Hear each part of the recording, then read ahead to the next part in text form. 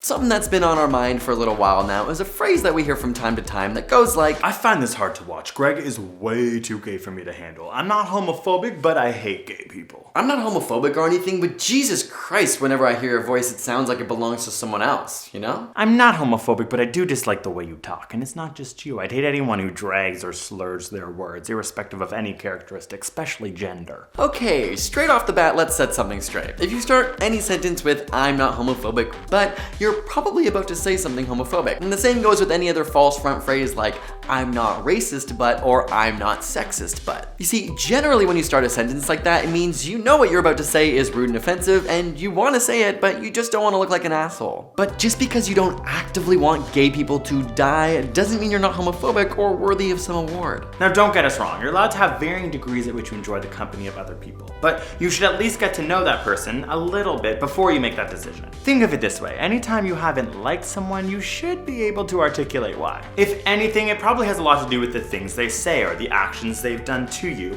And if there's someone that you barely know who you judge and feel like you really don't like, it likely has a lot more to do with your own insecurities. Don't like my gay voice? That probably has a lot more to do with you. There's literally studies that show that homophobic people are more likely to be gay, so woke it! Either way, you should always be able to pinpoint it to them as a person. Not that you don't like people with blonde hair or painted nails or who wear sports jerseys to sports games even though they never play sports. Straight up, pun intended. If you don't like a gay person strictly for the way that they act or look before you've even met them, homophobic. Don't like the sound of their own voice? Homophobic. Think the things that they like are weird and don't match your standards for taste? Get over it. That's your own insecurity screaming out. Also, if people would spend less time classifying some things as gay and some things as straight, our lives would be a lot simpler. I mean, I am gay, so yes, I do love Into You by Ariana Grande, but I can also get down to Bon Iver like any other bro out there. And I guess I'm kind of lucky in that sense, in that I get to explore everything, because I'm not ever too scared of looking too gay or too straight. If you are completely comfortable with your sexuality, then you should have no issues with the feminine gay dude,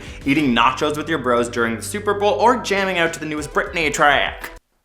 Homophobia is also a version of sexism, given that many people dislike or cringe at gay men because they act like girls. To which we say, what the f is wrong with acting like a girl? Look, I get it. Sometimes it's hard to get used to new things, and I'm totally willing to be patient with people who aren't purposefully hateful.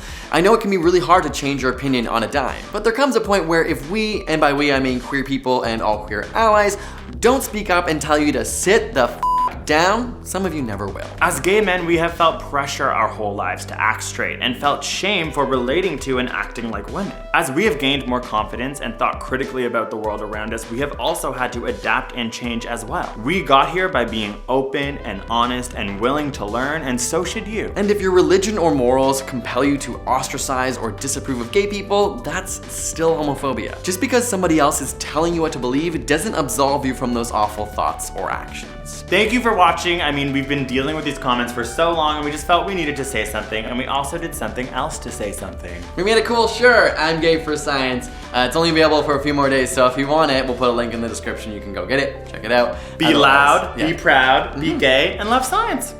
And if you're not, be an ally at the very least. True, We'll see you next time.